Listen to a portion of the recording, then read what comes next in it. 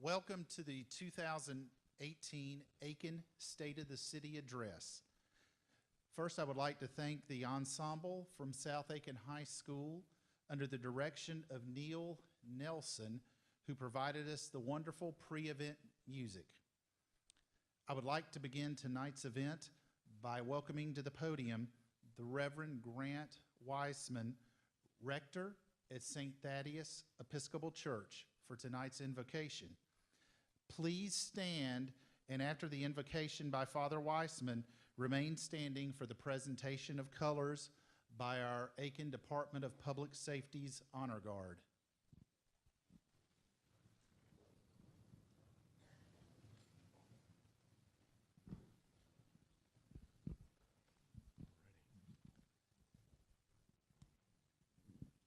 Let us pray. God of love and glory, we come today to celebrate the city of Aiken. May your Spirit unite us in support of the people of our city and help us to build upon the accomplishments of Skipper Perry and all those who have gone before us. Help us to honor our history and make our own. May we celebrate our traditions and be innovative in how we respond to the realities in which we find ourselves today. Give us the courage to make hard decisions, the ability to listen and respond to each other as we attempt to do what is best for Aiken. May we have the vision to position Aiken for generations to come. Ours is a city of hope and possibility. Ours is a city that is poised to do great things. Now is the time to make our hopes and dreams a reality. May we relish in the accomplishments of our city this past year and look with anticipation for what lies ahead for our great city. Give us strength to respond to the challenges we face. May our leaders continue to work toward an Aiken that represents the ever-changing needs of our city. We thank you for the leadership of our mayor and city council have provided and ask that you bless their work on our behalf. We are grateful for our incredible city employees whose tireless efforts keep our city safe and beautiful. Loving God, bless Aiken. Encourage us to love and care for each other now and always. It is in your name we pray. Amen.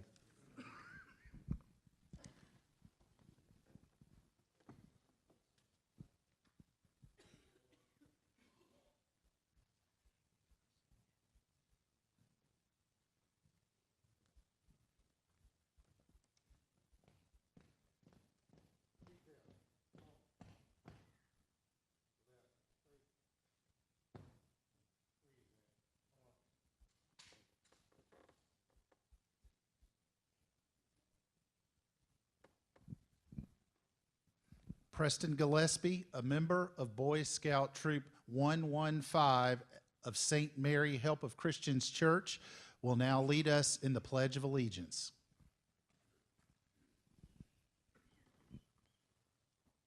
I pledge allegiance to the flag of the United States of America and to the republic for which it stands, one nation, under God, indivisible, with liberty and justice for all. Please remain standing as Donnell Eubanks of Lloyd Kennedy Charter School and the Aiken Performing Arts Academy will come to the podium and sing our national anthem.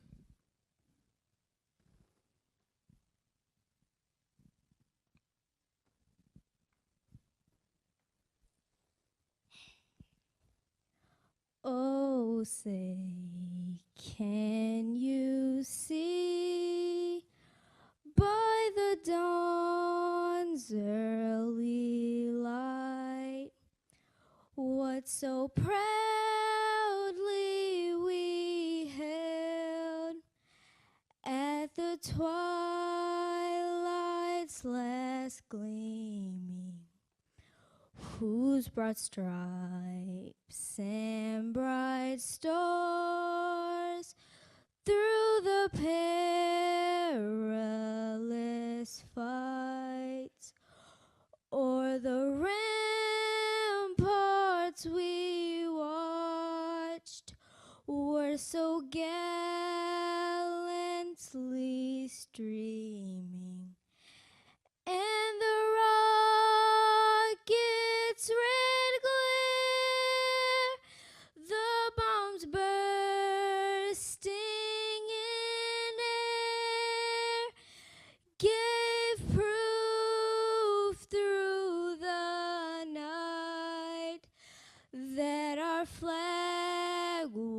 was still there. Oh, say does that star-spangled yet wave for the land of the free and the home of the brave.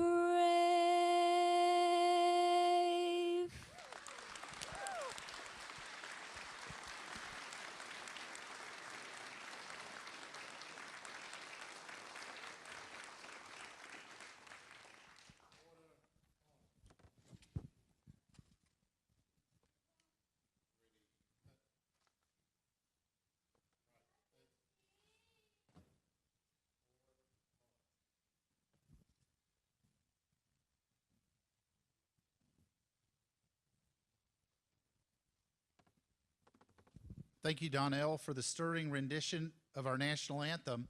And now you may be seated.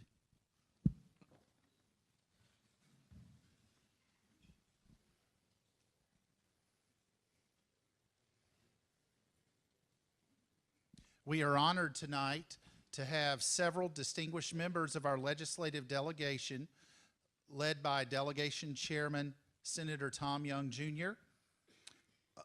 and Representative Bill Taylor, along with Senator Nikki Setzler, Representative Bart Blackwell, Representative Bill Clyburn, Representative Bill Hickson, and Representative Ronnie Young, and along with our resident South Carolina Department of Transportation Commissioner, Mr. John Hardy, to make several special presentations.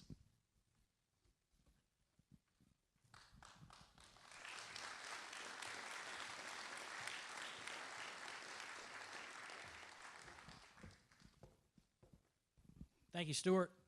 Good evening. I've asked the legislative delegation, 7 of our 8 members are here.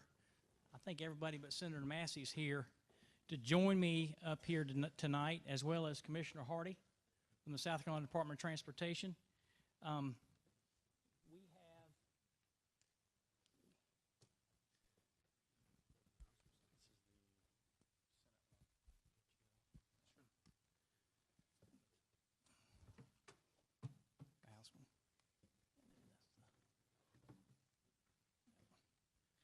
We've got 3 special presentations to make to the Perry family, and I can't see where they are. Okay, I see everybody over there. Okay, well, I tell you, we are so honored to be here tonight to make this very special presentation to Miss Ann and to Richard and Stan and all of the extended family tonight. Everybody up here on this stage served with Skipper Perry in some capacity, whether it was on the city council, or whether it was in the legislature, or whether it was after he retired from the legislature, and he stayed so involved in the community. And anyway, so we have a House resolution, a Senate resolution, and a resolution from the South Carolina Department of Transportation. And I don't normally do these things, but what I want to do is I think the House and the Senate resolutions are very similar. So I'm going to read the Senate resolution and then make a couple of comments. But first of all, it says that the South Carolina Senate does hereby recognize, honor, and remember Robert Spence Skipper Perry, Jr. of Aiken for his lifelong service and commitment to both the people and the state of South Carolina. And it says, whereas the late Robert Spence Skipper Perry, Jr. of Aiken devoted himself to the public good and to those unable to help themselves in both elected office and his daily life. And whereas Mr. Perry was elected to the South Carolina House of Representatives in 1999 and served the citizens of District 81 for 10 years. In the House of Representatives, Mr. Perry was a member of the Rules Committee, the Labor, Commerce, and Industry Committee, the Subcommittee on Insurance, and the Subcommittee on Public Utilities. And whereas as a member of the South Carolina House of Representatives, he was visible as an advocate for sidewalk access for handicapped citizens and even used his Segway scooter with permission inside the State House. And whereas Mr. Perry received many honors throughout his life, including the Sertoman of the Year, the Order of the Palmetto, and the 2017 Man of the Year from the Greater Aiken Chamber of Commerce.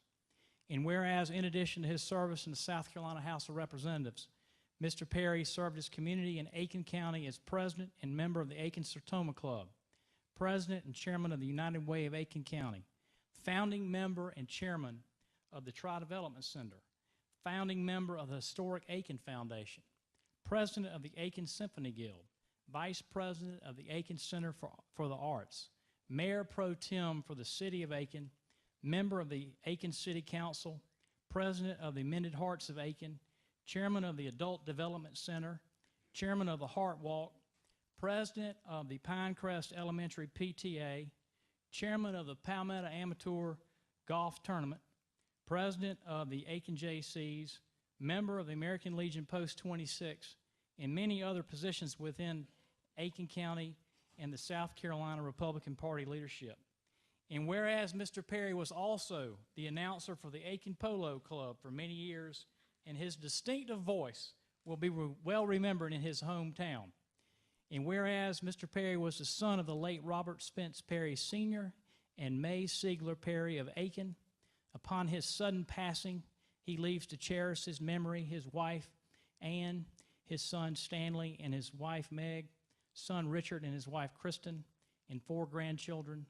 And whereas the historic wooden bridges on York Street in Aiken have been named in Mr. Perry's honor, the newly elected wood and steel structures will serve the traveling public for many years to come as a fitting and proper tribute to the accomplishments and public service of this son of South Carolina.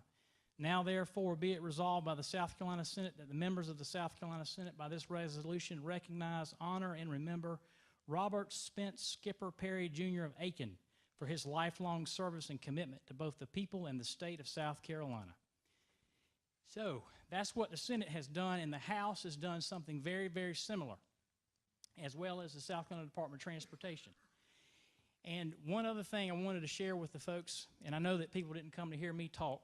They mainly came to hear Mayor Osmond talk about the city. But we just wanted to share a couple things with the folks that are here tonight and with the family. Skipper Perry's love for Aiken and its citizens was unsurpassed. As a testimony to that love and the impact that he had on so many people, last June after he passed away, I posted something on Facebook that was a tribute to him.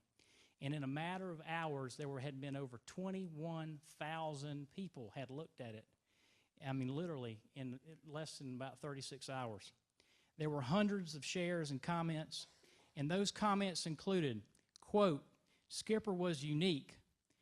Quote, Skipper was such a character. Quote, Skipper touched a lot of people. Quote, he never sought acclaim. He has no replacement. He loved our state and town. And he was a wonderful family man and friend. And so, I think that those comments embody and describe the Skipper Perry that we all know, knew, and love. And I am so honored to be here tonight with the delegation members to present these things to the Perry family. Thank you, and God bless each one of you. Now, one other thing is that Representative Bill Clyburn is the vice chairman of our delegation. And Representative Clyburn served in the South Carolina House of Representatives all 9 years that Representative Perry was there. He also served, I believe, on City Council with Councilman Perry. And I'm going to ask him to come forth at this time to make a couple comments. Great. Thank you, Mr. Chairman. Good evening, all of you. I tell you, Skipper Perry would really be proud to know that all of you are here tonight hearing the things that are being said about him. I certainly want to thank our senator, our chairman, Chairman Young, and our delegation members for making it possible that we had a bridge named after Skipper Perry. I worked with him several years, on city council and in the General Assembly.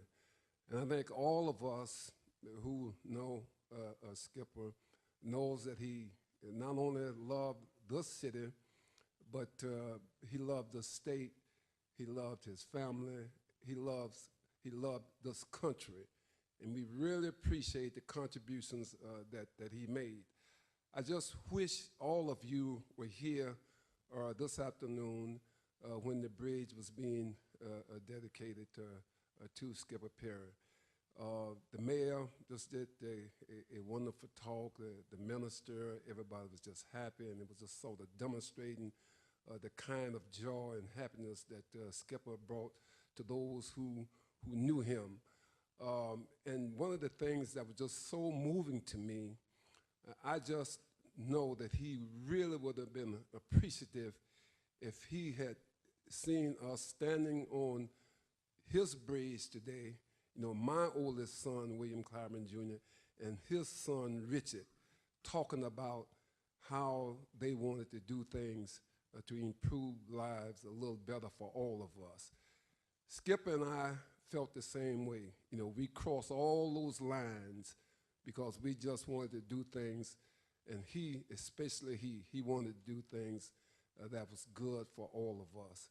And to him and to his family and to Ann, we will never forget the contributions that he made for all of us. Thank you.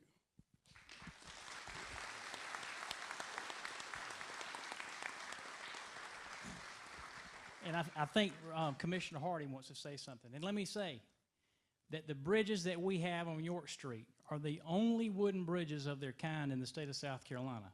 And as the mayor said earlier, they're the first wooden bridges constructed in the state in 100 years. And it all happened because of the effort of a lot of teamwork on behalf of the people on this stage and others.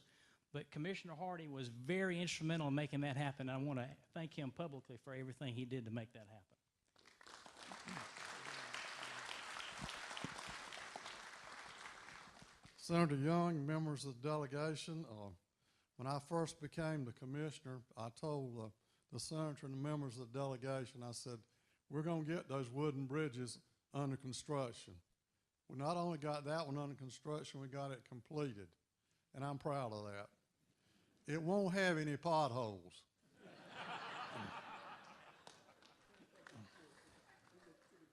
I was down here on the Friday that the bridge with the ribbon cutting ceremony was held.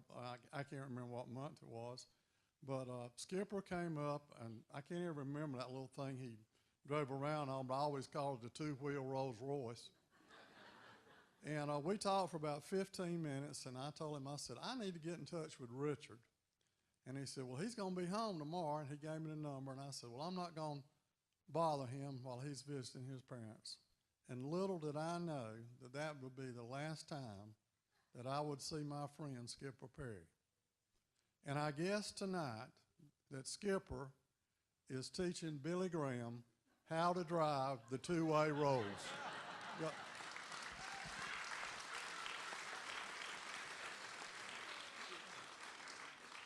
And to the family, I just want to say what an honor it was to be a friend of his.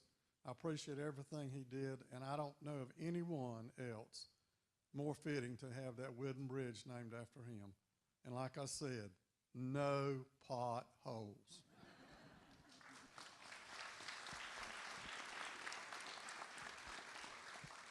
Okay, Mr. Mayor, what you want us to do now? Yeah, yeah. You want us to present them to the family? Okay.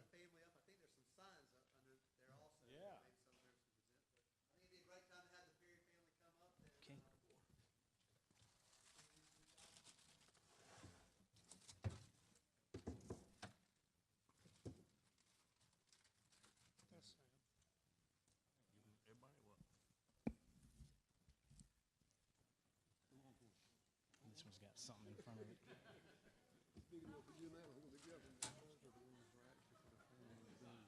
Okay.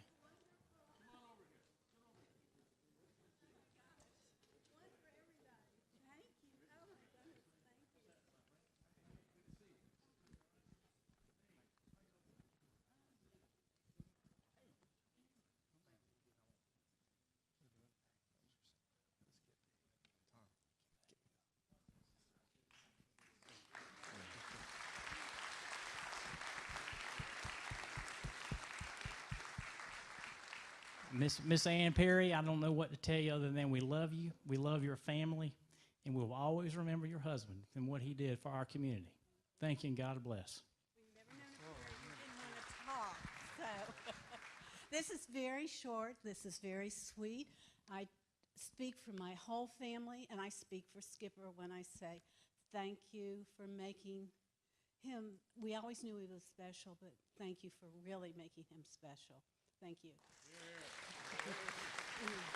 Do you want to say something? Okay. Okay. Oh, I love this. Thank you.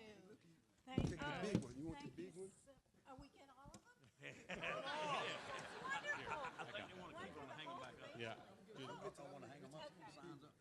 Thank you. Thank you so much for everything. Thank you. Thank you. Good luck with your new job. And thank you. Oh.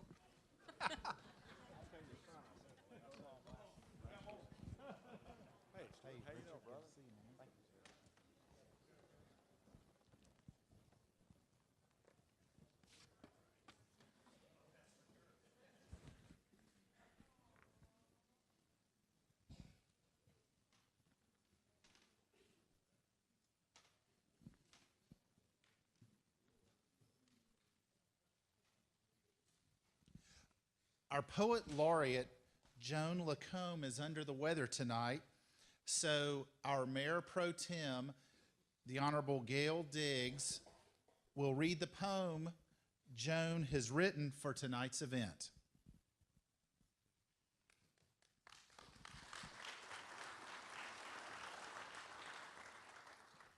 Good evening.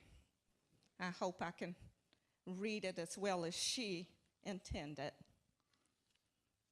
That's what I like about my hometown, Aiken, South Carolina. Carolina blue skies, corn pone, and moon pies, strawberries, blueberries, and peaches in season, gently kissed by the southern sun. Rainbows formed by gentle sun showers, geraniums and petunias, our summer flowers. The glories of the resurrection firm, waiting for autumn leaves to turn. That's what I like about my hometown, Aiken, South Carolina. As you meander down the street, and if by chance your eyes do meet, you smile and offer a warm hello as you each on your way do go. You are dressed as sir or ma'am. People exude that southern charm. That's what I like about my hometown, Aiken, South Carolina. Smiling faces, beautiful places, palmetto trees, and horse races. Pleasant hellos from friendly people, soaring spires and church steeples. Live oak and long needle pine, green all year, so refreshingly fine. That melodic, sweet southern drawl, the all-inclusive, friendly y'all. That's what I like about my hometown, Aiken, South Carolina. Christmas lights and luminaries, city officials hosting dignitaries. No sleigh rides here, just gentle snow, occasionally dusting the ground below. Then ever so quickly melting away, a winter wonderland for just a day. That's what I like about my hometown, Aiken, South Carolina. Shrimp and grits, biscuits with gravy, a breakfast delight? Well, maybe. Collard greens and black-eyed peas? I'll try some, if you please. Free summer concerts in the park, strolling Lawrence Street after dark.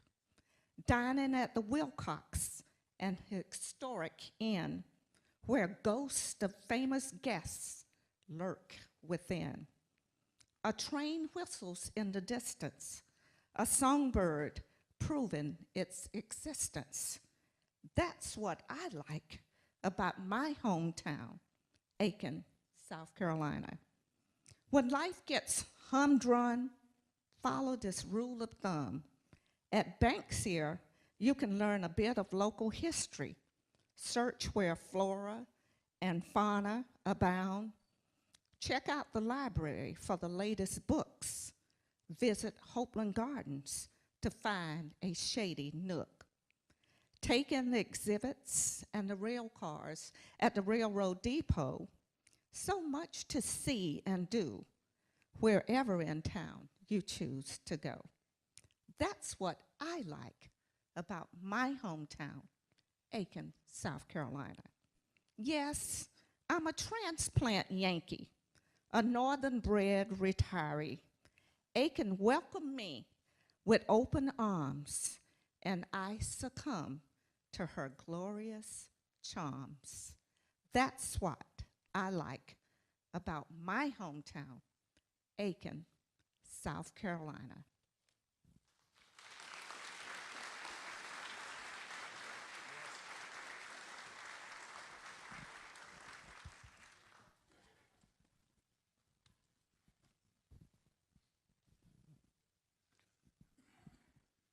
Tonight, I am proud to introduce our Mayor, Rick Osborne. Mayor Osborne works tirelessly at his day job and also at his part-time job serving the city. I'm pleased to welcome him to the podium for several presentations and then to hear about our wonderful accomplishments over the past year and have him share his vision for the future of our great city.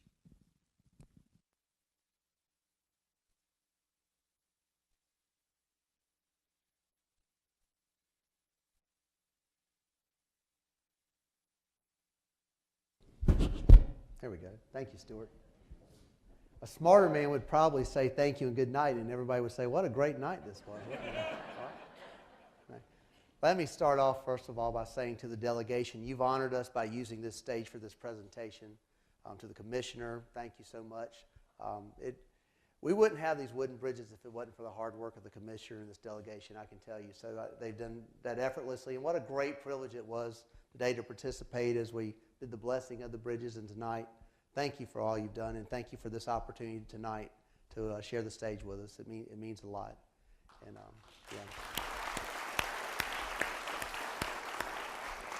yeah. And what is there to say to the Perry family except we love you, thank you, and as we said today, just as those wooden bridges are a part of the fabric of our city, so is Skipper. And I think we'll all see it when we ride over that bridge, and I bet it makes everybody have a smile on their face when they see it too. So thank you for sharing him with us for so long. We appreciate it.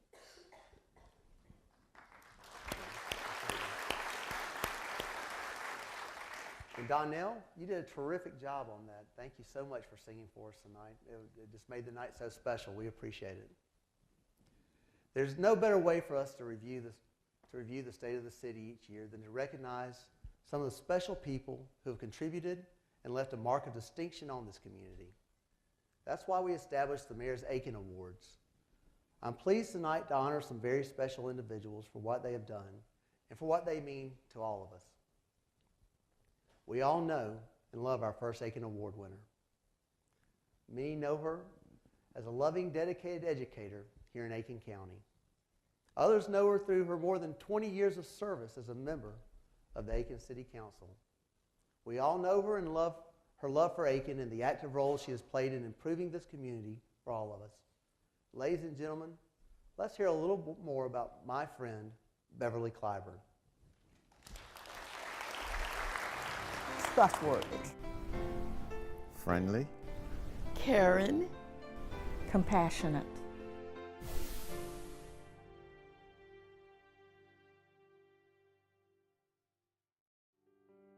Beverly and I were in school from grade school through high school at Howard High School in Georgetown, South Carolina. And we've been classmates for 12 years. And after graduation, she and I both went to Allen University in Columbia, South Carolina. And we've remained friends ever since. I remember when I first met her, she immediately approached me and asked who I was and where did I hail from, if you will. And she devoted so much time trying to get to know me, so much so until the only thing I can remember having left with was I didn't even ask who she was. She's been a strong partner on council. I remember very well Beverly made a statement. I may not be quoting her exactly, but with her council service with 23 years, Beverly commented that no one does anything independent of themselves in this community. It takes a team effort. And certainly with City Council, she worked as a team player. Though Beverly represented a district, her focus was just not on a district. It was the entire town. Whether it was infrastructure, parks and recreation, housing, growth, Beverly was a team player. I don't know of anyone that is so quiet about the kinds of things that she does. She and her husband, Bill, because it's very difficult to talk about one without the other, given the connection of the two as a couple. I met Beverly when I was an 8th grade student at Schofield Middle School. Beverly was my homeroom teacher. I'll never forget walking into the classroom that day and seeing her. I was in awe. She was talking to other students and smiling, and she was just so beautiful. I couldn't wait to get home and tell my mother that I had met this pretty lady, that she was my 8th grade teacher, and that everyone at Schofield loved her, and I was so happy to be in her class. My predecessor left some big shoes to fill. I run into people all the time that either ask me about Beverly Clyburn or call me Beverly Clyburn. And I think that's the biggest compliment, to say, "Hi, Miss Beverly." Most of the time I don't correct them because I feel so good about the connection that we have. And she's been my inspiration. We are very proud of you and hope that you would recognize this award as your achievement and how this city feels about you. You've been a part of my life since 1981, and I am so honored to be able to call you my friend. Beverly, you've not only been my mentor, my neighbor, but you've truly been my friend, and I love you.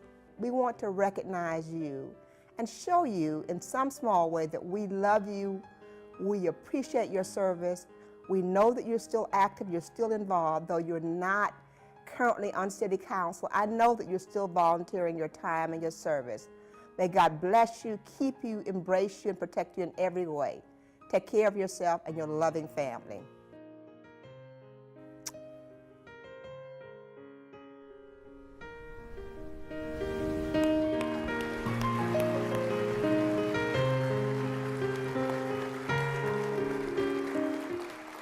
Ladies and gentlemen, Ms. Beverly Clyburn.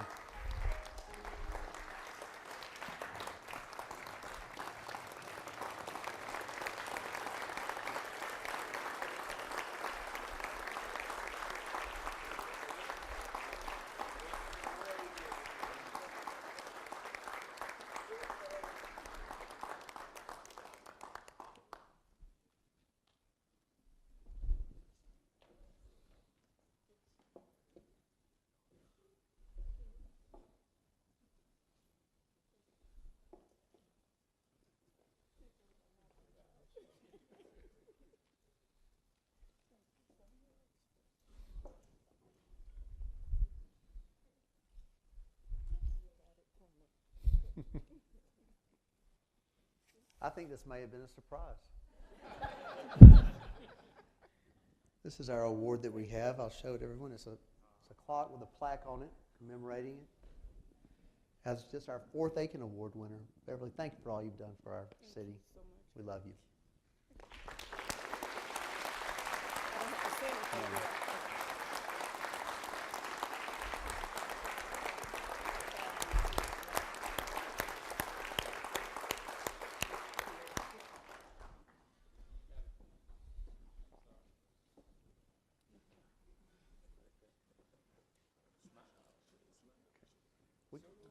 We'll get some later.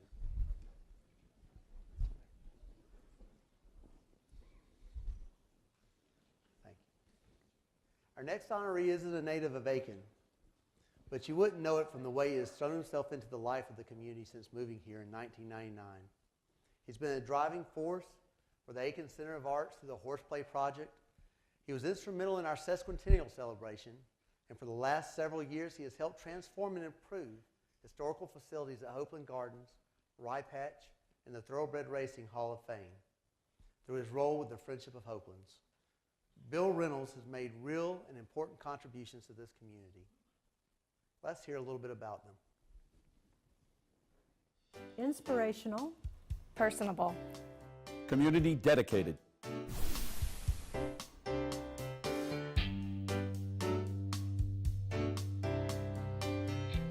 I've had the pleasure to work alongside Bill Reynolds for about 3 years now through our partnership with the City of Aiken Parks and Recreation Department and the Friends of Hopelands and Rye Patch. Initially, Bill was vice president of the Friends and is now president of the Friends, and during that time we've worked through many projects, whether the stables renovations to now the Carriage Museum, and it's just been an enjoyable experience throughout these past 3 years. Bill arrived in Aiken about 18 years ago. He has been totally dedicated to improving the quality of life here in the city that he loves. He served on the Planning Commission and has provided leadership to a number of civic organizations, the arts, and other city projects. I've known Bill for many years.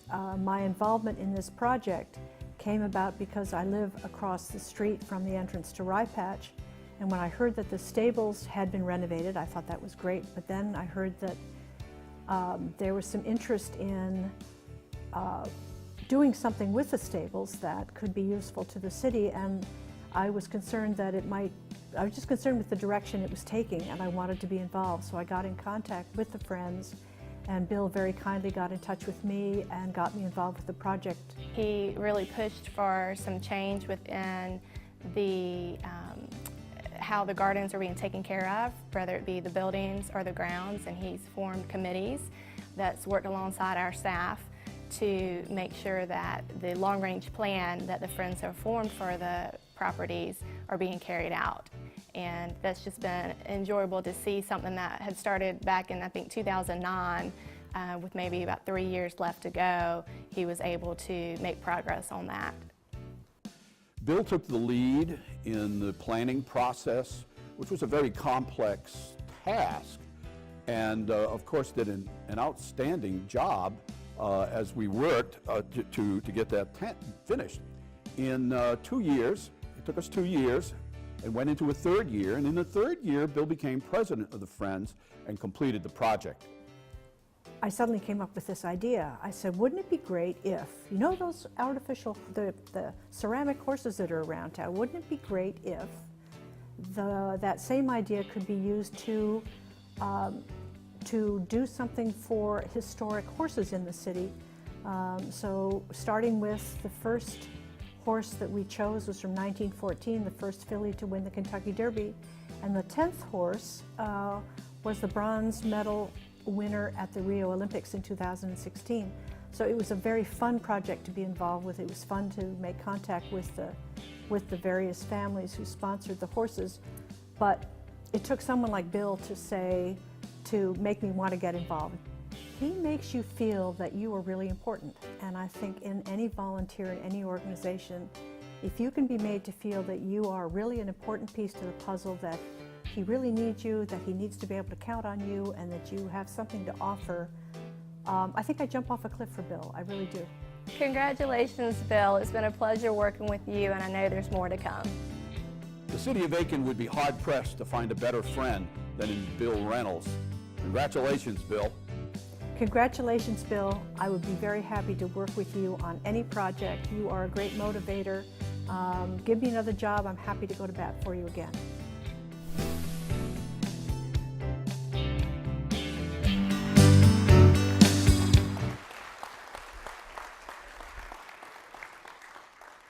He works tirelessly and asks for nothing in return. But Bill, tonight we just want to say thank you for all you've done and all you do for our city. Ladies and gentlemen, Mr. Bill Reynolds.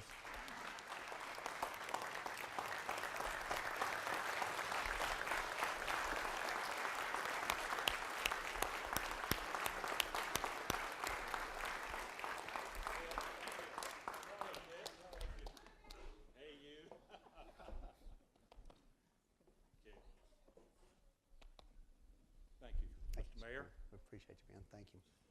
Lovely. I know if we don't do this, Bill, they're going to fuss at us all night.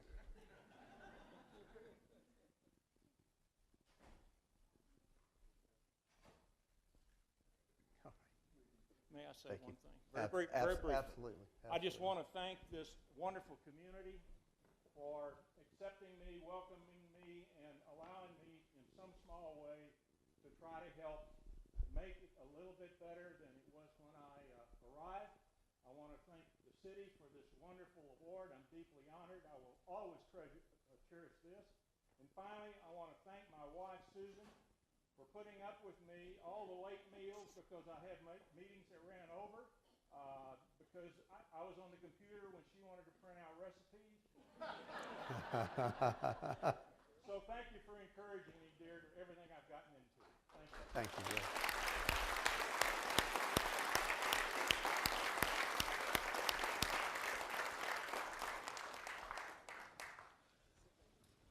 At a gathering like this, it is fitting to pay tribute to veterans and the price they've paid to secure our freedoms in this country.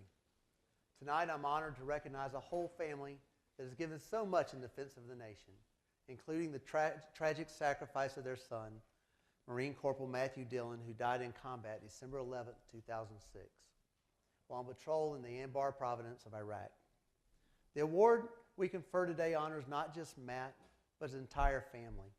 As you'll see, military service and support for the Brotherhood of Veterans runs deep in Lucy and Neil Dillon's lives.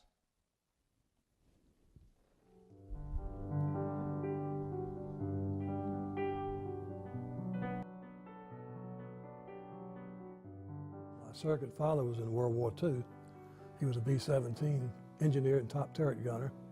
Shot down on his 17th mission, spent 17 months as a POW in Stalag 17B.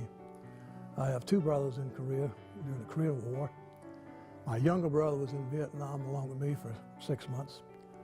And then my three sons, my oldest son, Robert, is a retiring colonel in the Army. In fact, he's retiring the middle of May of this year, after 29 years. My middle son, Michael, was a United States Marine Corps veteran, one tour. He is now a helicopter pilot for the Riverside Police Department in California. Our youngest son, Matt, was also a Marine.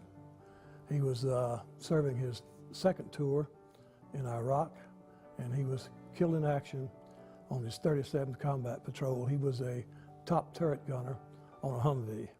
I first met Matt in, I believe it was 1987, when they moved to Aiken, actually at Mike's birthday party. And from that point on, we were pretty much all best friends. And then Mike went off to the Marine Corps, and Matt and I got really close. And of course, he always had a smile on his face, and he was always determined. He set a goal, and he was always determined to achieve that goal. He played hard, or he trained hard, but he played as well. We were passionate about serving our veterans in need before Matt was killed. As a matter of fact, she was the president of the Family Readiness Group, or FRG they call it, for the National Guard unit out at Graniteville. So we were involved two and a half years before he was killed in action. You definitely can't be a veteran in this county and not know the name Dylan due to the legacy of Matt, giving his life for his country in Iraq, but then also what Lucy and Neil have done since then. Some families, they lose a family member due to war and they become reclusive. They're involved in the Aiken County Veterans Council. They're involved in the Purple Heart chapter. They're involved in the Marine Corps League. Lucy was one of the driving forces behind the Fisher House that is over at the VA in Augusta. You know, being around support groups, being around service members that he served with before, units that he served with before, even the National Guard, you know, the Marine Corps League, that just drives them. It keeps them going, you know, to be there for other families that's lost loved ones in the military. After Matt was killed, we talked to different families of fallen. We're out visiting in California, and they have a large national cemetery there. If there's a funeral for a fallen, we go to it and we speak with the family. And we've done it even on airplanes. Just recently we talked to a family that lost their son. And I guess the man summed it up real good when we were getting off the plane, when he grabbed my arm when I was leaving. He just said, "Thank you." He says, "Your words help." You know, it's a difficult thing to deal with. Some people ask, when do you get over it? Well, when you lose a child, you never get over it. I think that's one thing people don't understand, is how much the families of these soldiers sacrifice while they're gone. And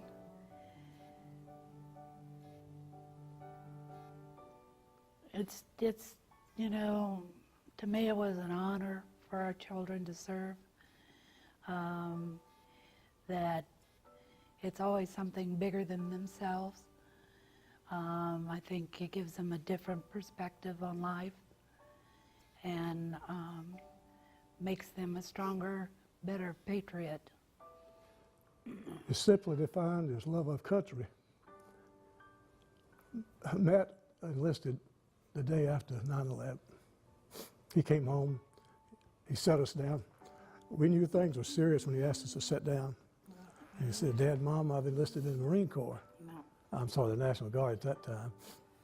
And I said, "Well, that's good. I serve, all my brothers serve, and so forth. But why are you doing this?" And he says, we can't let 9/11 happen." He said that somebody's got to step forward. He says, "Why not me?" So, excuse me. So he loved this country. He loved Aiken. Where else can you live at a place like Aiken where you enjoy life? People here are very patriotic. We love the city. He loved the city. He did it for love of country. It's as simple as I can make it. And so when a serviceman dies, it's a tear in the fabric, a break in the whole, and all we can do is remember. We see these soldiers in our mind as old and wise. We see them as something like the founding fathers, grave and gray-haired. But most of them were boys when they died. When they died, they gave up their chance to be husbands and fathers and grandfathers. They gave up everything for our country, for us. And all we can do is remember.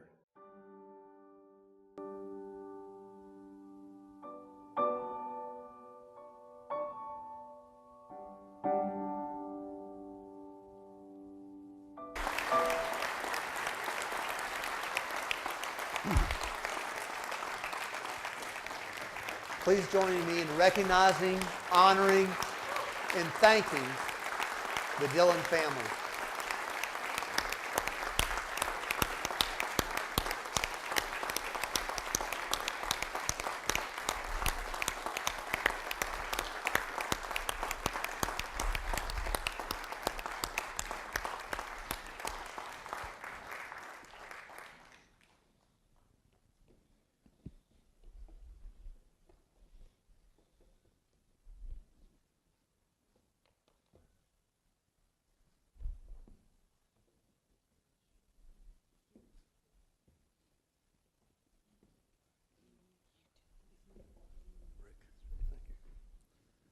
Thank you, Dean.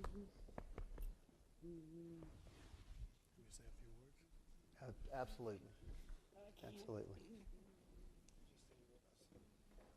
You know, being a Bugle engineer and traveling all over the country with my job, it took me 50 years to find Aiken.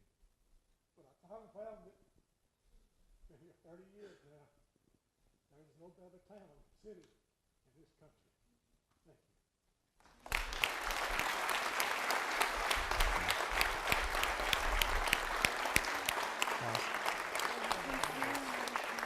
This is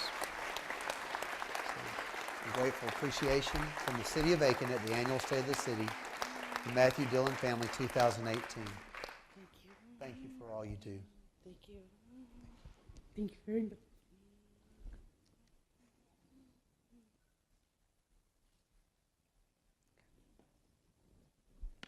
Treasured always. God bless you. Thank you.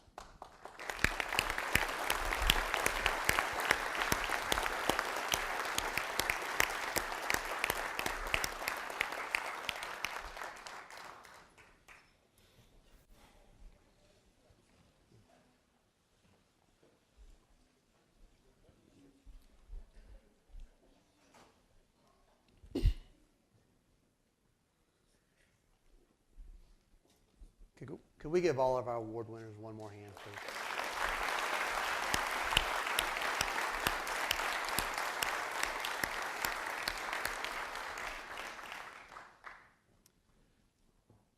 The Dillon family has served this city and this nation well. It's important that we honor those who live, who, like them, put their lives on the line to protect us each and every day. Tonight, ladies and gentlemen, I'd like to pause just a moment so that we can have the men and women of our public safety department here with us stand so we can show them our appreciation.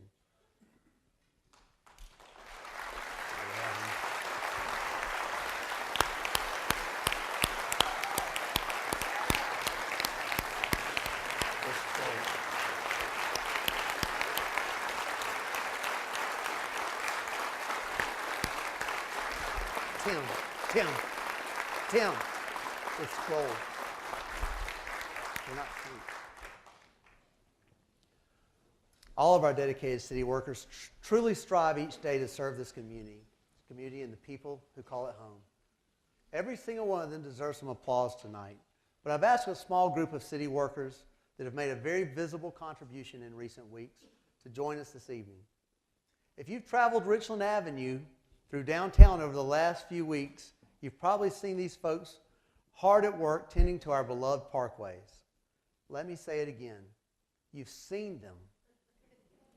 Thanks to their hard work, you can see a lot more in that area since they have gone in and thinned and tended what had become a little too much of a good thing. They've done it with a tender, loving care while making our streets safer with improved visibility.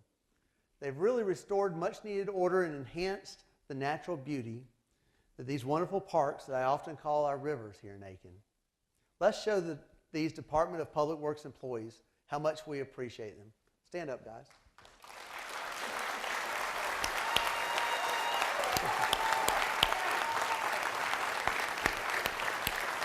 See.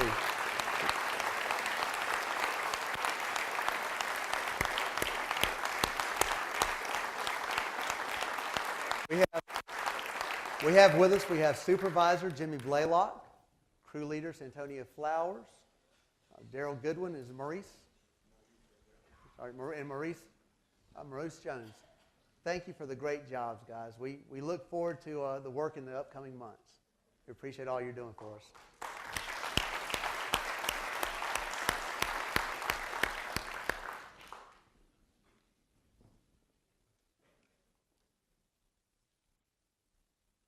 Taking care of your city is similar to what has been happening in our parkways. We all want growth, but we must be prepared for it. We must plant new seedlings when they can and prune judiciously when the time comes. Your city council and I hope to be as effective at attending to the health and growth of our community as Public Works has been to these parkways.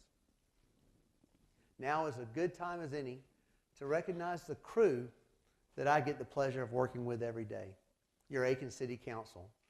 Joining me in recognizing Mayor Pro Tem Gail Diggs,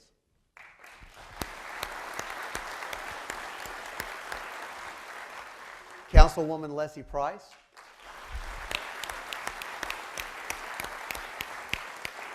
Councilman Dick Duar,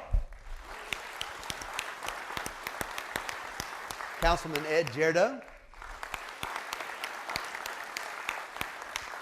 Councilwoman Andrea Gregory,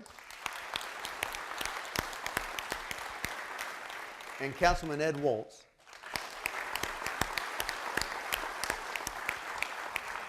Thank you.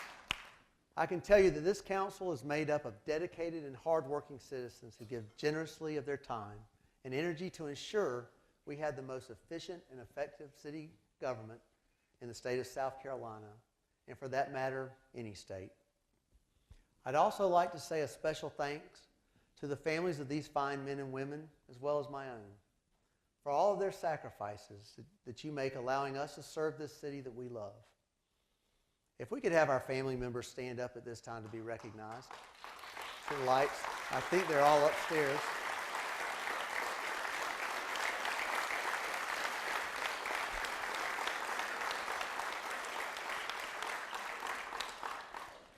The next person I'd like to talk about with you hasn't been elected, and he's not a city employee.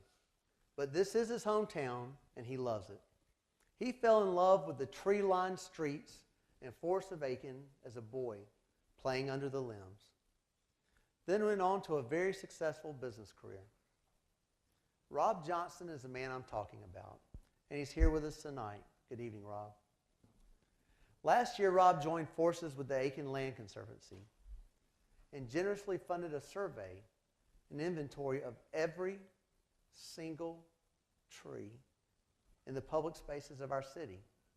That count identified 23,000 trees and is being used to create a forest management plan prepared by Bartlett Tree Experts of Augusta. This comprehensive plan will ensure Aiken remains designated a Tree City USA now and forever. It will be released in April of this year. Rob has been so generous in backing a project of this size and cost. That's why I was blown over when he told me he wanted to do more, a lot more. Ladies and gentlemen, I did not think it could be done, but Rob Johnston has actually topped himself. I'm thrilled to announce that Rob and his wife Pam have pledged $1 million to the Aiken Land Conservancy in the city of Aiken. These funds will be used to maintain the trees that mean so much to us and to pay for mature trees to be planted in places of significant trees are lost to age or weather as time goes by. Rob, thank you so much. Let's show him our appreciation.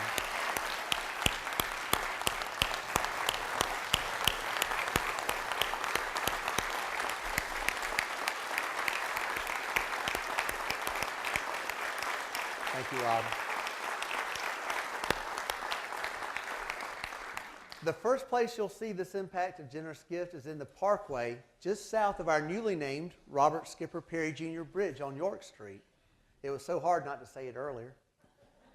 Thanks to a partnership between the Aiken Land Conservancy, the Aiken Garden Club, and Enviroscape, 2 substantial trees, as well as appropriate and maintainable landscaping, will be placed there. Now that $1 million gift will go a long way, but I want to show Rob that we're all just as committed to preserving natural beauty of our city, the natural beauty of our city, to the trees that make Aiken so special. You know how we're going to do that? Right on cue, great. We're going to initiate a campaign to turn that $1 million into $2 million. I'll be making a contribution myself and encourage other individuals, business, and organizations in the community to consider supporting this worthy cause.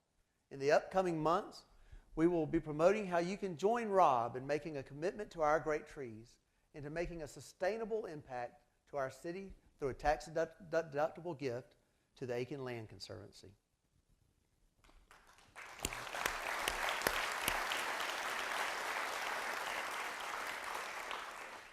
I've had the pleasure over the last year to work with another group that has long preserved a key asset of Aiken, the Hitchcock Woods Foundation.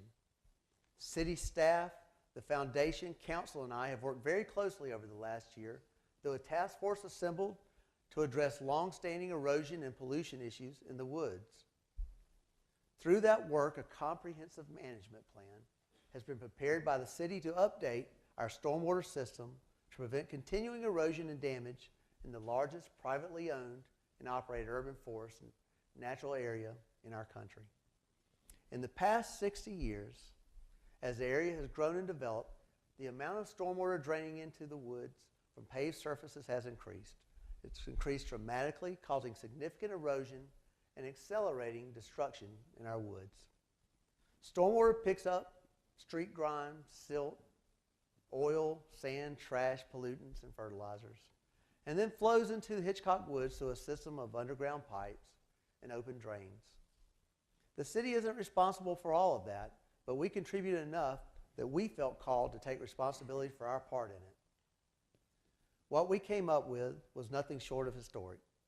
The issue has been with us for 60 years. Ladies and gentlemen, but we're fixing it here and now.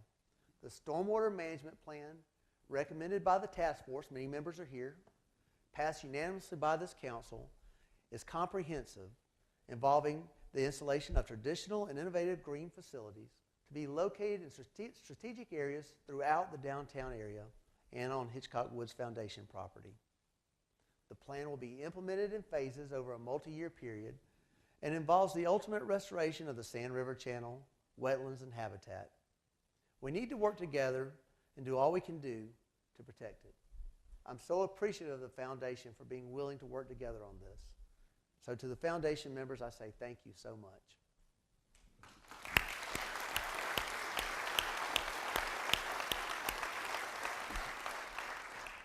Your city council has been instrumental in getting this work started on the woods.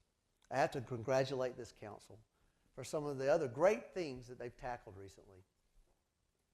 Pension reform isn't something that excites many, but I assure you the steps this council has taken to replace the city's defined benefit plan with a defined contribution 401k style plan for employees who join the ranks after July of this year will save you, the taxpayer, millions of dollars in the years to come. It's a fair change that protects all of our current employees, and it honors the pension promises that we made to them when they became a part of our city family. It does that while recognizing that times have changed and few employers are offering lifelong pension these days. It was a responsible decision and it was the right one. And these men and women had the courage to make it. I applaud them.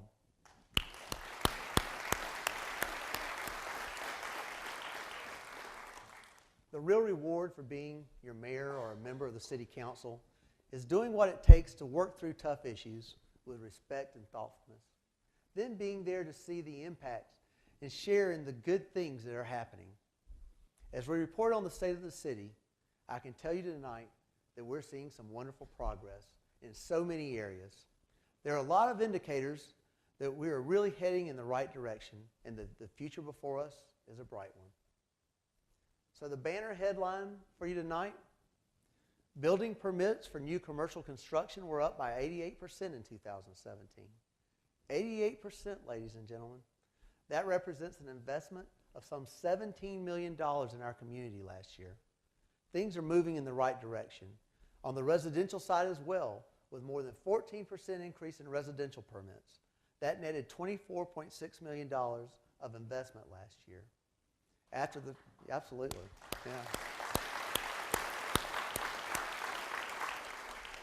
After the recession of 2008 and some pretty lean years in our area, that's truly something to celebrate. It means jobs, and it means a broader tax base for us. These fantastic commercial construction numbers don't even count what's about to happen at the Aiken Mall. The plans to create a lifestyle center there are well underway, and Southeastern Development says they've seen a great deal of interest in the concept from potential retail occupants. That project and all it will do to upgrade the mall property into something the city can be proud of wouldn't be possible without the help of the Aiken County Council. By working together, they created a multi-county industrial park arrangement that will help finance the public portion of the project. The county really came through for us. We have several members of the Aiken County Council with us tonight. Would you please stand and be recognized? Let's give them a hand.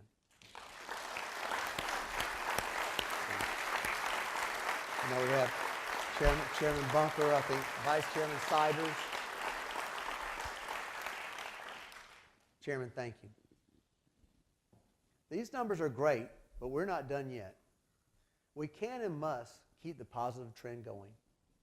We will take every step to ensure that the people think about Aiken. When people think about Aiken, they think of a progressive and proactive city where new business is welcome, where residents, new and old alike, will find a fulfilling and compelling place to live, to work, and to play. To make that happen, this City Council is aggressively seeking tools that will entice new businesses to locate here while lending a hand to longtime members of our business community. Those who need a hand when it comes to growing and expanding what they do. That's the focus of a package of economic incentives that will come before us very soon. As a council, the proposed ordinance will give us discretion to target the types of enterprises this city needs to bring jobs and new dollars to us while protecting the charm and the small town feel that we're all known for. In many cases, these will be in a combination of tax breaks and targeted reimbursements of the city impact and license fees, and in critical first years of startup for new and expanding entrepreneurs who promise economic benefits and new jobs. The incentives will often be structured, though, as reimbursements to promote accountability and to make certain that those who receive them are keeping their end of the bargain before receiving any assistance from the city. What we are looking for are win-win partnerships with the private sector, and we will find them and will help them flourish.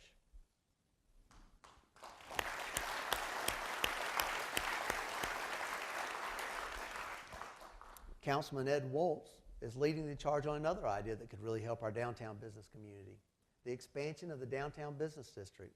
To reflect the definition of what downtown is and always has been, that zoning will provide a great deal of flexibility for properties in the center of our historic community, and I look forward to working with Ed on this issue as it moves forward. And another initiative that I'm very excited about, the city of Aiken recently became among one of the first in South Carolina to seek designation as an opportunity zone, as followed under the Federal Tax Cuts and Jobs Act passed in December. This important legislation, sponsored by our own U.S. Senator Tim Scott, has been designed to help areas largely bypassed by the economic recovery. It does so by encouraging investment. We very much hope that Governor McMaster will designate the 2 census tracts that cover our north side in this program that allows investors to forego capital gain taxes when they put their money behind residential, commercial, or public projects in these areas. Nationally, there's a pool of $2.3 trillion set aside by investors seeking a tax shelter like this. Imagine the investment that can spark here in our community. We have high hopes that our early action and the excellent potential here in Aiken will help to have us included fully. I believe our north side tracts will be very interesting to investors and could attract a great deal of investment to help create new housing, new storefronts, and new opportunities for our city as a whole. Councilmember Leslie Price is really leading the effort on this and has assembled a group that hopes to incubate and accelerate small and minority-owned businesses in our community. Thank you for your efforts on this, Leslie.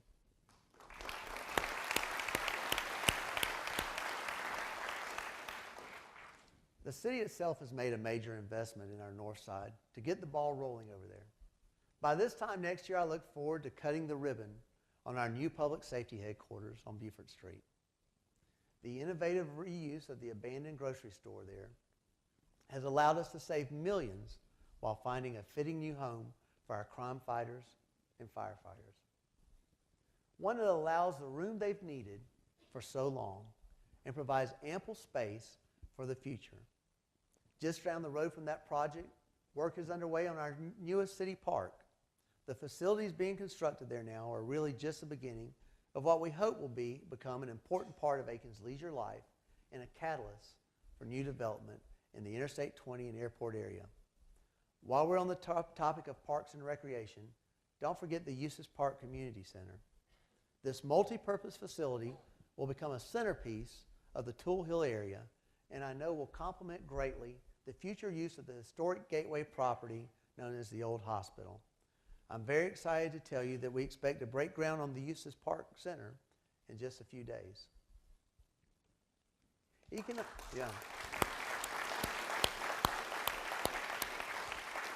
Economic development and job growth are vital to our city and are a priority to this council. We joined with Aiken County and with the City of North Augusta to produce resolutions supporting new missions and new jobs at SRS. The NNSA pit production would represent an estimated 800 new sustainable long-term jobs, and the first new missions we have seen at the site in over a decade. Because of the proactive response from your local government, Washington and DOE are talking about SRS again. And why shouldn't they? For over 6 decades, our community has served meeting the national security needs of our country. I'm here to say in 2018, we still stand ready.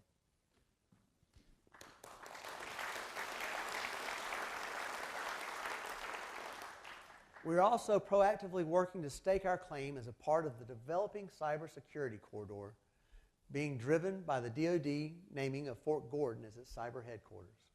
I currently serve on the Fort Gordon Alliance Advisory Board, and I assure you that this community will be involved and ready for the opportunities that cyber will bring our way.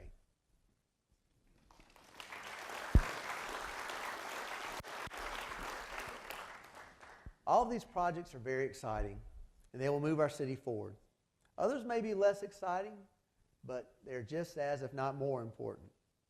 I'm pleased to report that we've just completed Phase 1A of our downtown infrastructure project.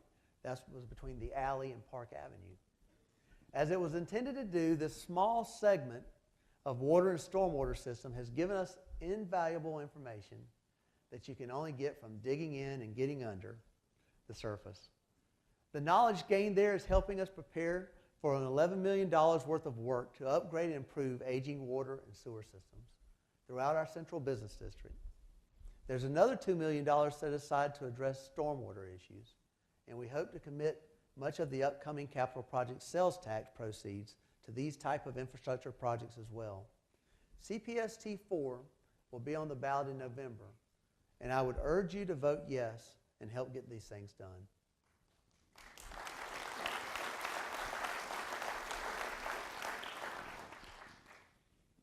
Even as this work moves forward, more than $10 million in private funding from the owners of the Hotel Aiken will convert that building into a modern Marriott that will join a thriving downtown lodging offerings anchored currently by the Carriage House Inn and the Wilcox.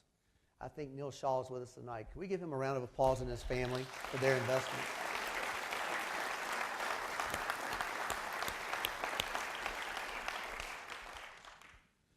Ladies and gentlemen, I'm here to tell you that the state of our city is strong and getting stronger and more vibrant each and every day. I know everyone here tonight shares my passion for reaching great new heights through working smart and hard and tirelessly. I'm committed to doing that. I know this council is committed to doing that. And I invite each and every one of you to pledge yourselves to the same vision through your words, deeds, and action in support of our wonderful shared community. Thank you, and may God bless the great city of Aiken.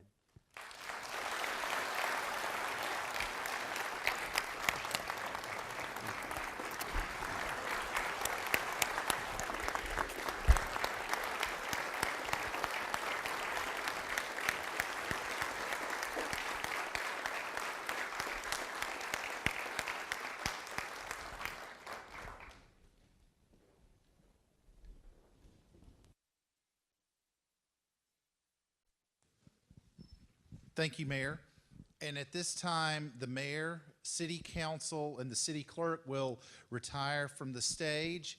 And we ask our Aiken Award winners and their guests to exit. And we will welcome for one final selection tonight, Kennedy on stage.